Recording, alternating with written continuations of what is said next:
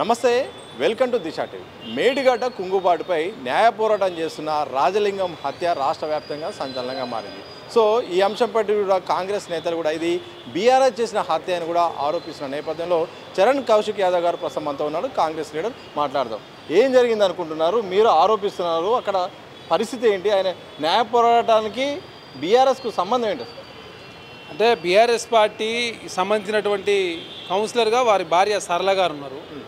వారేమో రాజలింగమూర్తి గారు బీఆర్ఎస్ పార్టీలో గతంలో ఉన్నప్పుడు కూడా బయటికి వచ్చేసి బీఆర్ఎస్ పార్టీ అధికారం ఉన్నప్పుడే కాళేశ్వరం మీద వారు పోరాటం చేస్తూ ఉన్నారు. పోరాటం చేస్తూ ఏకంగా కోర్టులలో కేసులు వేస్తే ఆ కోర్టులో కేసు కూడా విగిపోయి కొట్టేసిన సందర్భంలో హైకోర్టుకు వస్తే హైకోర్టు మళ్ళీ లోయర్ కోర్టు రిఫర్ చేయడంతో దాని మీద ఏదైతే ప్రోగ్రెసివ్ దశలో ఉన్నప్పుడే ఆ అడ్వకేట్ సంజయ్ రెడ్డి గారు హార్ట్ అటాక్ ద్వారా చనిపోయారని చెప్పేసి వార్త వస్తున్నాయి. ఇప్పుడు 26వ తారీఖు నాడు హియరింగ్ ఉన్నది. దానికి సంబంధించి ఆల్రెడీ కేసీఆర్ గారికి హరీష్ రావు గారు నోటీసులు ఇచ్చారు. 26వ తారీఖు లోపు ముందు రాజలింగమూర్తి గారు చనిపోయిన సందర్భం కాబట్టి ఈ కేసు ఓన్లీ కాళేశ్వరము ప్రాజెక్టు ముడిపడి ఉంది కాబట్టి దాని ఆధారంగానే ఇక్కడ మా హత్య జరిగినట్టు కనపడతా ఉంది. కాబట్టి ఆ దిశగా పోలీసు వాళ్ళు విచారణ చేస్తాను. ఖచ్చితంగా వాస్తవ విషయాలను కూడా బయటపెట్టాలని చెప్పేసి ప్రభుత్వం ఆల్రెడీ పోలీసు వాళ్ళకి ఇన్స్ట్రక్షన్ ఇచ్చింది. కాబట్టి ఇవాళ రేపు మొత్తం దీని వెనకాల ఎవరున్నారు, ఏ కోణంలో హత్య చేయాల్సి వచ్చింది, భూ వివాదాలు అనేది బయటికి చూపిస్తున్నప్పుడు కూడా ఈ సందర్భంలో కుటుంబ సభ్యులు నిన్న ఇచ్చిన స్టేట్మెంట్ మోడల్ ప్రకారం చేస్తే భూ వివాదాలే కారణంగానే ఆయన హత్య జరిగిందని కూడా వాళ్ళు అంటున్నారు. మా కుటుంబ సభ్యులకు ఏం తెలుస్తుంది? వాళ్ళు భూ వివాదం కావచ్చని వాళ్ళు అనుకుంటారు. కాళేశ్వరం మీద ఈ భూ వివాదం క్రియేట్ చేయకుండా ఒట్టినే చంపుంటే కాళేశ్వరం అని చెప్పేసి డైరెక్ట్ ముద్రపడే అవకాశం ఉంటుంది. కాబట్టి భూ వివాదం క్రియేట్ చేసి దాని కాళేశ్వరం ముసుగులో భూ వివాదం కేసు మీదనే ఈ హత్య జరిగినట్టు కనపడతా ఉంది. కాబట్టి వాస్తవ విషయాలను కూడా పోలీసు వాళ్ళు వివరిస్తారు. తర్వాత నిన్న కేసు పెట్టిన దానికి ఇవాళ పొద్దున్న మాట్లాడిన దానికి తేడాలు ఉన్నాయి. ఎందుకంటే వారి కుటుంబ సభ్యులు ఇందులో కేటీఆర్ గారు, కేసీఆర్ గారు, హరీష్ రావు గారు ఉన్నారు. కాళేశ్వరం ప్రాజెక్టు వల్లనే మా రాజలింగమూర్తి చనిపోయిందని చెప్పేసి వారు చెప్తా ఉన్నారు. అదే కాకుండా ఎక్స్ఎమ్మెల్యే గండ్ర వెంకటరామరెడ్డి గారు కావచ్చు, అదేవిధంగా మున్సిపల్ వైస్ చైర్మన్ హరిబాబు గారు అని చెప్పేసి వారి కుటుంబ సభ్యులు చెప్తున్నప్పుడు ఆ దిశగా కూడా విచారణ జరుగుతూ ఉంది. ఎందుకంటే బీఆర్ఎస్ ప్రభుత్వంలో 2014 నుంచి 2023 వరకు ఆనాడు మా మంతంలో వామన్ రావు గారు కావచ్చు, నాగమణి కూడా ఇదే తరహాలో హత్య జరిగింది. ఇప్పుడు ఇక్కడ అంటే బీఆర్ఎస్ పార్టీ ప్రశ్నించిన ఏ వ్యక్తిని కూడా నాడు అధికారంలో కూడా హత్యలు చేయించారు. ఈరోజు అధికారం లేకున్నా కూడా ఆ కేసు ఎక్కడ మాకు చుట్టుకుంటుంది అని చెప్పేసి భూమి పేరు మీద రాజలింగమూర్తిని హత్య చేసినట్టుగా కనపడతా ఉంది. ఒకవైపు ప్రతిపక్షంలో బీఆర్ఎస్ పార్టీ ఉంది, కాంగ్రెస్ అధికారంలో ఉంది. ఇలాంటి టైంలో ఇలాంటి రిస్క్ ఆ పార్టీ చేసే పరిస్థితి ఉంటుంది. అసలు ఇప్పుడు చేసే పరిస్థితి అంటే కేసులు మెడకు చుట్టుకున్నప్పుడు పార్టీలు ప్రభుత్వం కేసు పెడితే ప్రభుత్వం మీద రాజకీయ కోణంలో విమర్శ చేయొచ్చు. ఒక ప్రైవేట్ వ్యక్తి కోర్టులలో దీని మీద పోరాటం చేసినప్పుడు, ఆ పార్టీలో ఉన్న వ్యక్తి పోరాటం చేస్తున్నప్పుడు, గతంలో కాళేశ్వరం ప్రాజెక్ట్ కుంగినప్పుడు కావచ్చు, గేట్లు కొట్టుకుపోయినప్పుడు కావచ్చు, 1,02,000 కోట్ల ఖర్చు పెట్టి దీనిలో మొత్తం కమిషన్ కోసం కకృతి పడ్డాయని చెప్పేసి మొదటి నుంచి పోరాటం చేస్తున్నటువంటి నాయకుడు రాజలింగమూర్తి గారు. కాబట్టి అలాంటి వ్యక్తులు ఉంటే మాకు ప్రమాదం అనిపించి లోకల్లో ఉన్నటువంటి గండ్ర వెంకటరామరెడ్డి చెప్పించిరా, లేకపోతే వైస్ చైర్మన్ హరిబాబు గారు చెప్పించిరా, లేకపోతే ఇంకెవరు చెప్పించారు అనేది వాస్తవ విషయాలను బయటకు వస్తాయి. ఇవన్నీ కూడా డైరెక్ట్గా చెప్పారు కదా, ఇండైరెక్ట్గా నడుస్తుంటాయి. ఈ క్రమంలో దీనికి పూర్తి స్థాయిలో పోలీసు వాళ్ళు ఇంట్రాగేషన్ చేసి తప్ప వాస్తవ విషయాలు బయటకు రావు. కాబట్టి ఆ దిశగా పోలీసు వాళ్ళు విచారణ చేస్తూ ఉన్నారు. విచారణ చేసిన తర్వాత వాస్తవ విషయాలను కూడా పోలీసు వారు మీడియా మూలకంగా బయటపెట్టబోతా ఉన్నారు. సో ప్రభుత్వం వచ్చిన దగ్గర నుండి కాళేశ్వరం విషయంలో మాత్రం విచారణ చేయబడుతుంది, ఆరోపణలు కూడా చేస్తుంది బీఆర్ఎస్ సర్కార్పై, బీఆర్ గతంలో 10 ఏళ్ల పాలనపై కూడా. ఇప్పుడు ఆ కీలకమైన వ్యక్తి ఇప్పుడు మీరు అన్నట్టుగా హత్య చేయబడ్డాడు. కానీ మరి ఆ హత్యతో ఇక ఈ కేసు నిర్వీర్యం అయిపోతుందా, ముందుకు సాగుతుందా? మీరు అధికారంలో ఉన్నారు, దాన్ని ముందుకెళ్ళబోతుందా, మరి ఆగిపోతుందా? అంటే కాంగ్రెస్ ప్రభుత్వం ఆల్రెడీ కమిషన్ విచారణ జరుగుతూ ఉంది. కమిషన్ విచారణలో పూర్తి స్థాయి రిపోర్ట్ వచ్చిన తర్వాత ఖచ్చితంగా ప్రభుత్వ పరంగా చర్యలు తీసుకుంటారు. కాకపోతే ఇంకా విచారణ దశలో ఉంది కాబట్టి ఇంకా రిపోర్ట్ రాలేదు. కాబట్టి ఇక్కడ తను వేసిన కేసులు వేరు, ప్రభుత్వం విచారణ చేస్తున్నటువంటి వ్యవహారం వేరు. తను ఏమో ఏకంగా అవినీతి జరిగిందనే దాని మీద విచారణ చేస్తూ ఉన్నారు.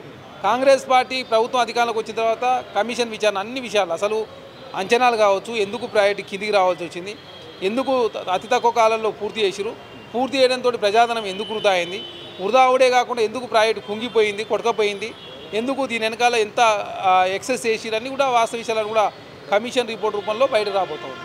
స్వయాన మంత్రి కోమటిరెడ్డి వెంకటరెడ్డి హత్య రాజకీయాలకు బీఆర్ఎస్ కేర్ ఆఫ్ అడ్రస్ అన్నారు.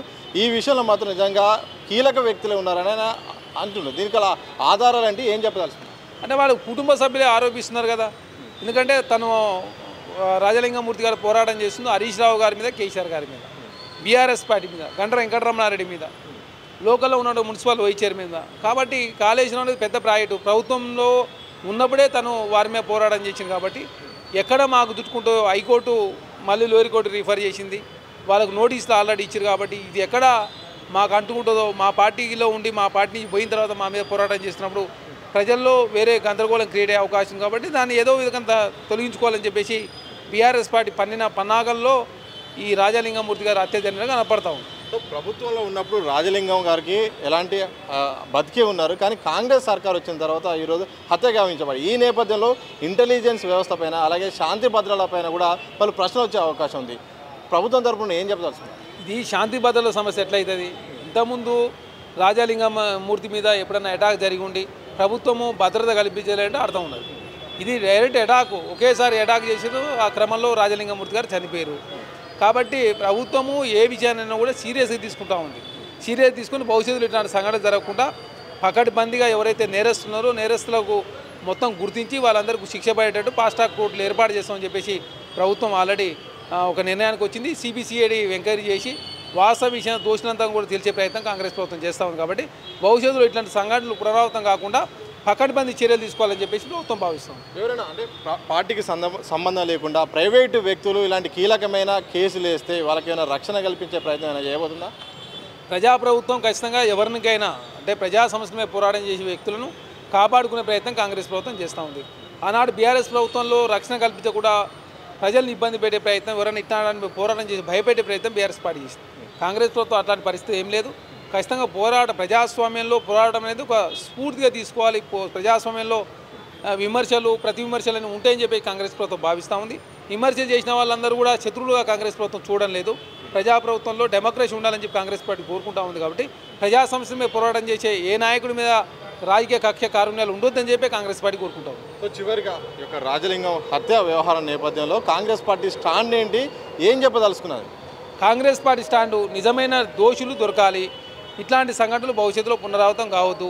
గతంలో బీఆర్ఎస్ పార్టీ ఇట్లాంటి చేసి ప్రజల మధ్య గందరగోళం క్రియేట్ చేసే ప్రయత్నం, భయభ్రాంతం గురి చేసే ప్రయత్నం చేసింది. కాబట్టి మా ప్రజాప్రభుత్వంలో ఇట్లాంటి రాజకీయ హత్యలు కావచ్చు, లేదు కుట్రలతో కూడినటువంటి హత్యలకు తావు లేకుండా చట్టం అనేది అందరికీ ఒకే విధంగా ఉండాలని ప్రభుత్వం భావిస్తూ ఉంది. భవిష్యత్తులో ఇట్లాంటి సంఘటన ప్రభావితం కావద్దంటే ఫాస్ట్ ట్రాక్ కోర్టులు ఏర్పాటు చేసి సిబిసిఐడి ఎంక్వైరీ చేసి వాస్తవ దోషులందరూ కూడా బయటపెట్టాల్సిన అవసరం ఉంది. వారు శిక్ష పడేటట్టు చేస్తేనే భవిష్యత్తులో ఇట్లాంటి సంఘటనలు పునరావృతం కావు. ఖచ్చితంగా ప్రజా సమస్యల మీద పోరాటం చేసే వ్యక్తులు కూడా ధైర్యంగా మనోధైర్యం కోల్పోకుండా కాంగ్రెస్ ప్రభుత్వం వారికి భరోసా ఇచ్చే కూడా ప్రయత్నం చేస్తూ ఉంది. కాబట్టి ఇట్లాంటి సంఘటనలు ఏ ప్రభుత్వంలో ఏ వ్యక్తి చేసినా కూడా కాంగ్రెస్ పార్టీ తప్పుపడతా ఉంది. రాజకీయాల్లో ఆరోపణలు ప్రత్యారోపణలు సర్వసాధారణం, కానీ హత్య రాజకీయాలు అనేది సరైనది కాదు. ప్రజాప్రభుత్వమైన కాంగ్రెస్ పాలన మాత్రం ఇలాంటి హత్య రాజకీయాలను మేము ప్రోత్సహించము, ఎవరు చేసినా మాత్రం వదిలిపెట్టలేదు. ఫాస్ట్ ట్రాక్ కోర్టులను ఏర్పాటు చేసి బాధితులకు న్యాయం చేసే ప్రయత్నం చేస్తాం. అలాగే బీఆర్ఎస్ మాత్రం హత్య రాజకీయాలను ప్రోత్సహిస్తుందని కూడా చరణ్ కౌశిక్ యాదవ్ కాంగ్రెస్ సీనియర్ నేత మాత్రం చెప్తున్న సందర్భం మాత్రం కనిపిస్తుంది. కెమెరా పర్సన్ మసూద్తో సతీష్ దిశ టీవీ, హైదరాబాద్.